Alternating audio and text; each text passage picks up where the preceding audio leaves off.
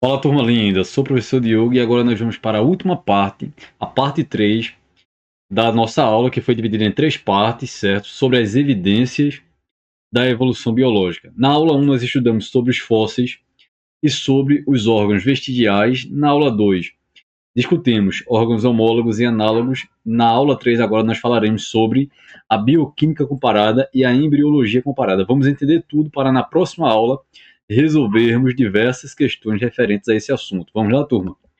E aí, pessoal, vamos falar aqui, olha, sobre a bioquímica comparada. Eu vou comparar a química existente entre os seres vivos e, a partir disso, eu vou estabelecer o grau de parentesco evolutivo. Então, através de técnicas, olha o que eu coloquei aqui, ó. Através de técnicas modernas de análise da bioquímica, eu consigo analisar o grau de parentesco evolutivo entre os seres. E aí, pessoal, eu vou analisar essa bioquímica utilizando aqui compostos orgânicos como, por exemplo, proteínas e ácidos nucleicos. Não esqueçam que as proteínas são formadas por aminoácidos. Os aminoácidos formam o quê? Formam as proteínas. E os ácidos nucleicos são quem? São o nosso DNA e o nosso quê? RNA, certo? E aí, pessoal, vamos começar discutindo aqui sobre as proteínas. Olha o que eu trouxe aqui, olha, o número, certo? O número, o tipo e a sequência de aminoácidos de uma proteína são critérios utilizados para analisar o grau de parentesco.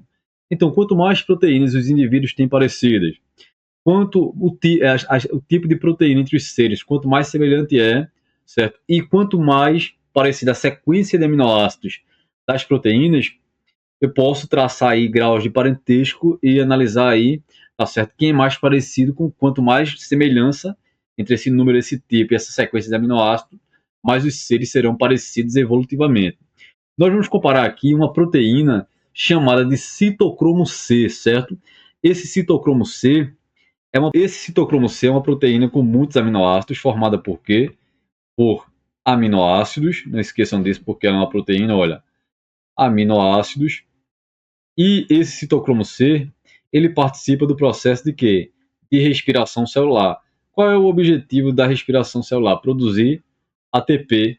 Esse citocromo C, ele é muito presente naquela organela que realiza a síntese de ATP, a produção de ATP nas mitocôndrias. Vai que alguma questão aí te pergunta a respeito disso, né? Nas mitocôndrias, organela responsável pela síntese de energia, pela produção de ATP, eu tenho aí esse citocromo C, formado por vários aminoácidos, não é isso? E aí, pessoal, o que é que eu fiz aqui nesse quadro? Olha, eu analisei a diferença de aminoácidos do citocromo C com relação ao ser humano. Aqui eu tenho chimpanzé, baleia cinza, pinguim, atum, levedura e trigo. Se eu pegar o citocromo C de um chimpanzé e comparar com um ser humano, veja quantos aminoácidos diferentes eu tenho.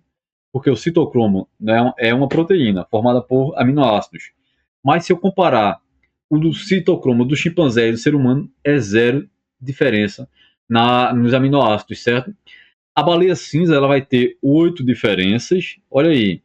Enquanto, desculpe, eu risquei aqui, né? Mas a baleia cinza vai ter 8 diferenças, certo? Depois eu venho para quem? Para o pinguim que tem, olha, 8, aí o pinguim tem 13, o atum tem 20, a levedura 41 e o trigo 43. Quem aqui tem mais diferença? A levedura, lembrando que é um fungo, certo? O trigo, que é um vegetal, tem 43 diferenças. Então, daqui, quem é que tem menos diferença se eu comparar o citocromo do ser humano com o desses indivíduos aqui? O chimpanzé, ele vai ter menos diferença. E quem tem mais diferença aqui? O trigo. Logo, o trigo ele é mais distante, através dessa análise eu consigo perceber que o trigo é mais distante evolutivamente do ser humano, certo? Veja o número de diferenças de aminoácidos do citocromo C. Já o chimpanzé ele é muito parecido evolutivamente com o ser humano, então, e aí, pessoal, a partir dessa análise eu consigo tirar essa conclusão, né? Ter essa conclusão a partir do momento que eu analiso que no citocromo C, no chimpanzé, não há nenhuma diferença de aminoácidos com o ser humano. Quem fica em segundo lugar aqui? Em segundo lugar, mais parecido evolutivamente com o ser humano.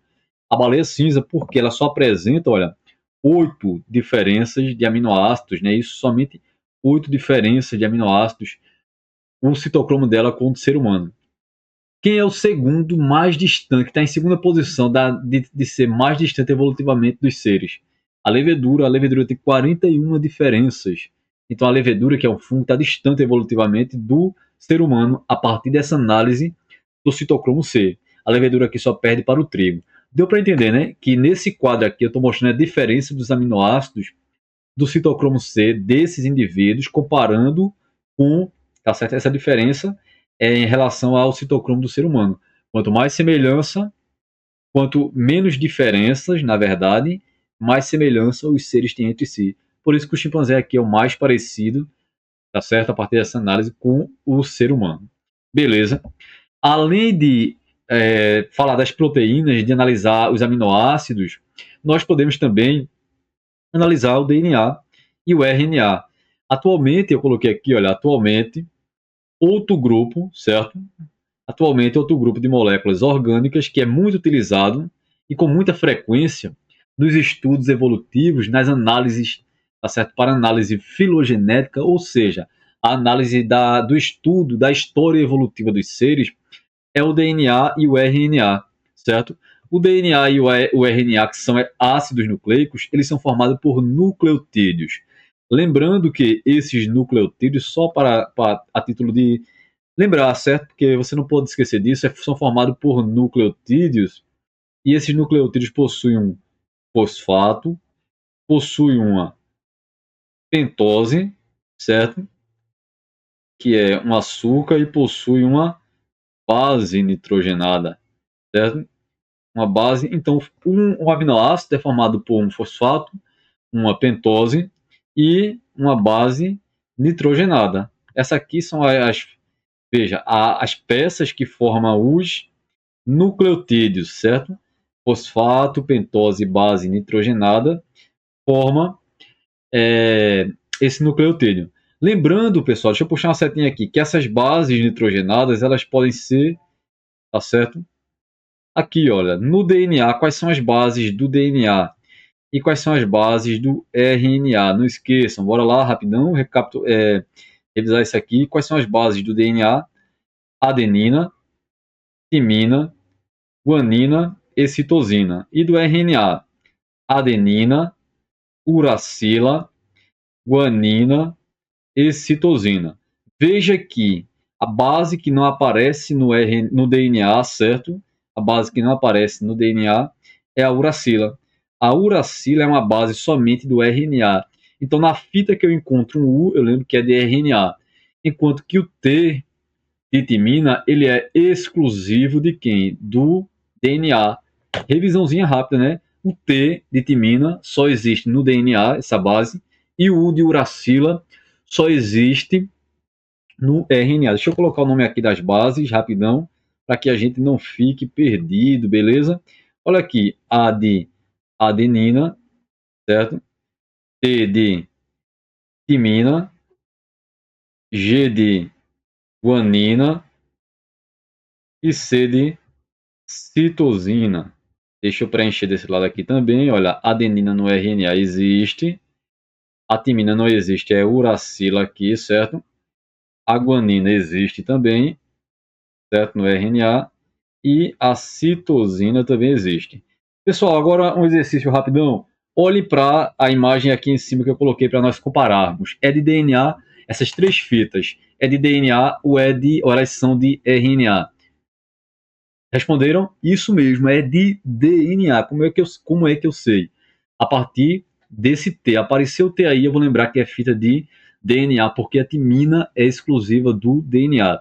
E aí, pessoal, a partir dessa análise da sequência dessas bases nitrogenadas, eu consigo ver quem é mais parecido com quem, e é muito comum cair essas questões nos vestibulares e também nos concursos públicos. Então, olha o que eu vou colocar aqui. Eu vou chamar aqui de indivíduo 1, de indivíduo 2 e de indivíduo 3, só para nós entendermos do que é que eu estou falando aqui. Observe, indivíduo 1, 2 e 3.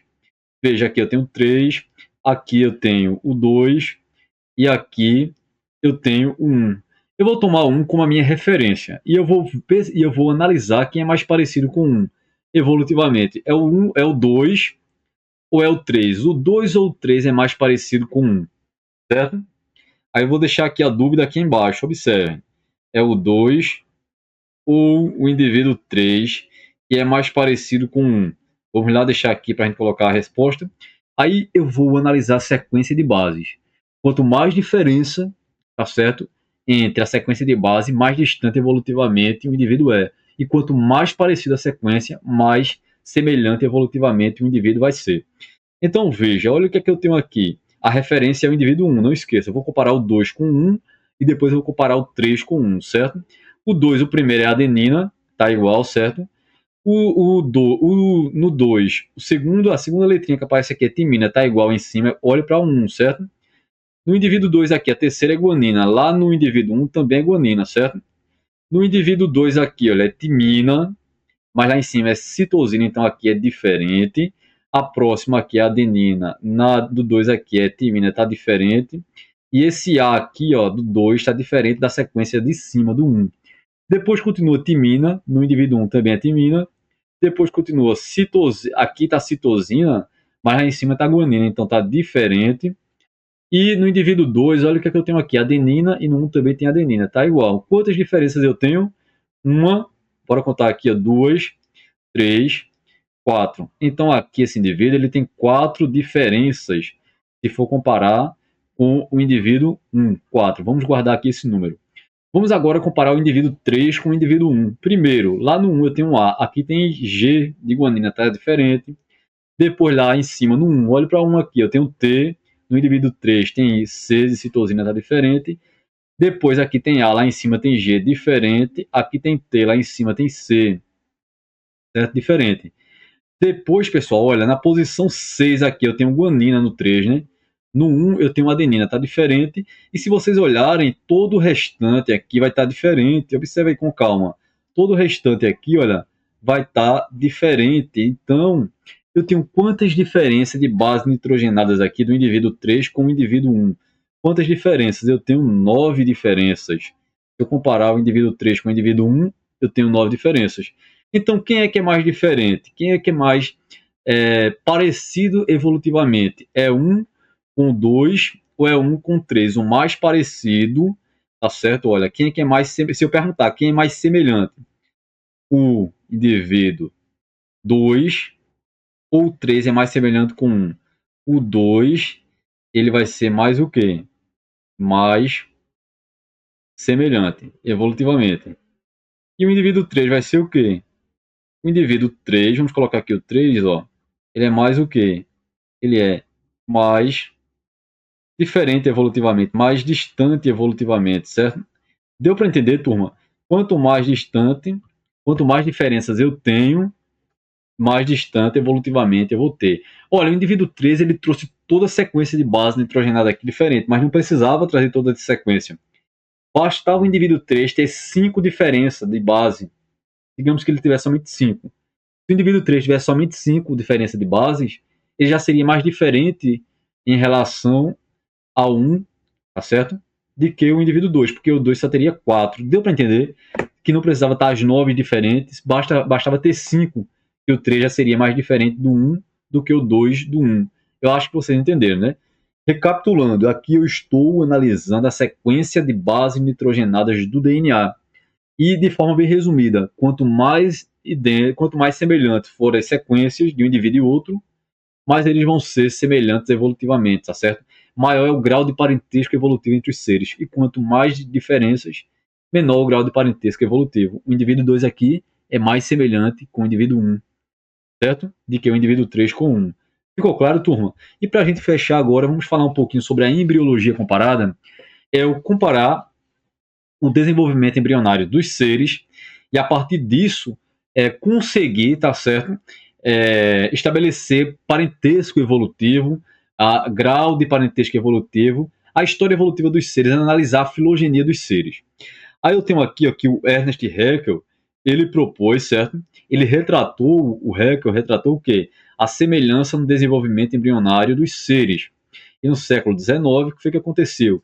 Foi proposta aqui a lei da biogenética fundamental, teoria da recapitulação, onde diz que a ontogenia recapitula a filogenia.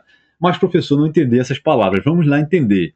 O que seria ontogenia? Vamos lá. Ontogenia diz respeito a todo, tá certo? O desenvolvimento de um organismo que vai desde a concepção até a fase adulta. Então, quando eu olho para esse organismo aqui, desde o momento da fecundação, onde houve ali a concepção, depois teve o embrião, certo? Depois, aí teve todo o desenvolvimento, chegou depois ao nascimento na fase adulta. Então, essa análise, tá certo? De todo esse desenvolvimento do indivíduo é ontogenia. Já a filogenia, ela diz respeito ao que? A filogenia é a relação de parentesco entre os seres. A filogenia ela conta a história evolutiva dos seres. Então, a ontogenia conta o desenvolvimento do ser, certo? Desde a concepção até a fase adulta, enquanto que a filogenia conta a relação de parentesco existente entre os seres vivos da história evolutiva. Quando eu digo que a ontogenia ela recapitula a filogenia, isso fica um pouco pesado, certo? Por isso que alguns materiais didáticos trazem isso, mas eu deixei aqui grifado. Porque aqui, pessoal, dá a entender que a ontogenia ela vai repetir a filogenia, a história evolutiva, e não é isso que acontece, tá certo? Ela não recapitula de forma fiel a filogenia. A ontogenia ela reflete o grau de parentesco entre os seres. Ela mostra traços da evolução, certo? Vestígios ali existentes, mostra marcas existentes na história evolutiva dos seres. Mas falar que ela recapitula a filogenia, tá certo? Não é a forma mais adequada. Então ela faz o quê? Essa ontogenia, ela reflete a filogenia, a história evolutiva dos seres. Não esqueçam disso. Mas aí, olha, o que nos interessa tanto aqui é nós observarmos essa embriologia comparada e falar que quanto mais, tá certo, parecido evolutivamente um ser com o outro, mais, tá certo, vai durar mais o período de embriologia do desenvolvimento embrionário parecido. Por exemplo, olha o que, é que eu tenho aqui, ó, um peixe, uma cobra, uma ave e um mamífero, certo? Eles são, todos esses indivíduos daqui, se vocês já estudaram, eles são do grupo dos cordados. Eles possuem notocorda, possuem fendas faringianas, possuem cauda pós-anal, tá certo? E aí, pessoal, e possui tubo nervoso dorsal. Se vocês observarem aqui, no começo do desenvolvimento embrionário, todos eles vão ter a cauda pós-anal. Mas depois, tá certo? E no tempo de cada um desses grupos, vai tomando formas diferentes esses seres. Mas, quanto mais parecido for, por exemplo, se eu pegasse o embrião do ser humano e o embrião de um chimpanzé, e comparasse também o embrião do ser humano com o embrião de um peixe. Quem vocês acham que quem vai passar mais tempo parecido durante o desenvolvimento embrionário? Claro que vai ser o ser humano com o chimpanzé, porque, certo? Eles são mais parecidos evolutivamente. Então, indivíduos, tá certo? Quanto mais parecido evolutivamente, a embriologia, tá certo? Tende a ser mais parecida, mais semelhante ao desenvolvimento embrionário por mais tempo, certo? Eu espero que vocês tenham compreendido tudo direitinho, certo? Fiquem bem, na próxima aula nós vamos fazer várias questões referentes a esses assuntos, misturar tudo. Embriologia comparada, bioquímica comparada, órgãos vestigiais, órgãos análogos e homólogos, e também os fósseis. Vamos misturar tudo referente a esse conteúdo e destruirmos diversas questões.